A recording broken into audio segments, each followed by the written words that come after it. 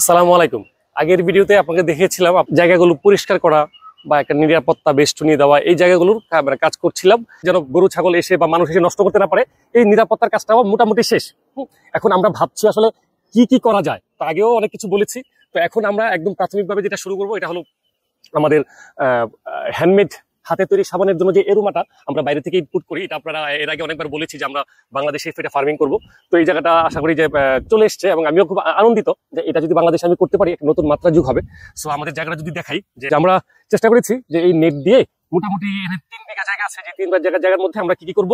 প্রাথমিক অবস্থায় আমরা যেটা ভাবছি যে রোজমেরি এবং আমরা সবার সুপরিচিত ভ্যানিলা, এই দুইটা ফসল আমরা করব এবং এই দুইটা ফসল থেকে আমরা খুব ভালো আসলে ফ্র্যাগনেন্স পাবো বা এরোমা পাবো। হ্যাঁ, এবং এটা বাংলাদেশের মার্কেট বা ওয়ার্ল্ড ওয়াইড চাহিদা বেশি। দেখুন এই যে পুরো জায়গাটুকু জুড়া বেড়া, আর এই বেড়ার পরে রাস্তার পরে হলো আমাদের ধানি জমি।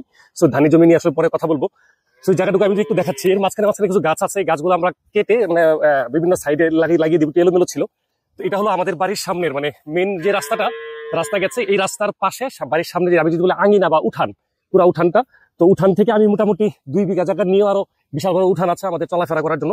এটা এমন ভাবে করবো। তো এই জায়গাটার মধ্যে আমি যেটা করবো, বাড়ির সামনে রোজমেরিটা করবো। আর এই যে বেড়া দেখছেন, এটার মধ্যে আমরা মাঝখানে আবার এই যে পিলারের মাঝখানে আবার খুঁটি দিয়ে নেট দিয়ে আমরা এই নেটের মধ্যে পুরা 800 ফিট এরকম নেট আছে আমার এই বাড়ির জায়গার মধ্যে। 800 ফিট, এই 800 ফিট নেটের মধ্যে আমরা দিব হলো ভ্যানিলা গাছ। আপনারা যদি দেখে থাকেন ইউটিউব যুগে, যে ভ্যানিলা গাছ হলো লতের মতো মাচা, বা আমি যদি নেটের মধ্যে বানাই তাহলে খুব ভালো হয়, বা রশি দিয়ে বা হোয়াট এভার যেটা বিভিন্ন মাচা বলি। আমরা এই নেটের মধ্যে যদি ভ্যানিলা গাছটা যখন লাগাবো, আমি আশা করি যে 800 ফিট জানাবেন ভাই, 800 ফিট আছে নেট, 800 ফিট জায়গার মধ্যে থেকে আমি যে ভ্যানিলা পাবো, আমার কাছে মনে হয় আমি যদি ফ্র্যাগনেন্স করি বা ফ্র্যাগনেন্সটা বের করতে পারি, তাইলে বেশ পরিমাণ ফ্র্যাগনেন্স পাবো যদি গুছিয়ে করতে পারি আর কি। আর আমাদের এই অঞ্চলের আবহাওয়ার মধ্যে ভ্যানিলা এবং কি বলে রোজমেরি, এই দুইটা খুব ভালো হবে।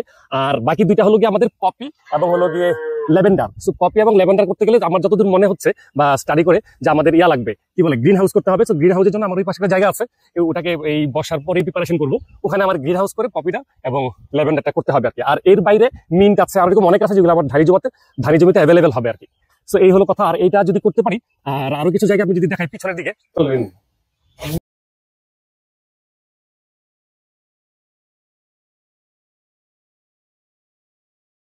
এই বেষ্টনীর ভিতরে গেলাম না, বাইরে থেকে দেখায়, আবার গুনা খুলতে হবে। এটা হলো পিছন সাইডটা, দেখুন ভিতরে দেখায় আস্তে আস্তে। এই যে ভিতরের সাইডটা, এই জায়গায় প্রায় আমার এখানে আছে 1.5 বিঘার মতো জায়গা। এই 1.5 বিঘার মধ্যে আমি পুদিনা প্লাস আরো কিছু যেটা যদি গ্রিন হাউস করা যায়, প্লাস এই পিছন সাইডটা একদম মেঘনার পার, যেখানে আমাদের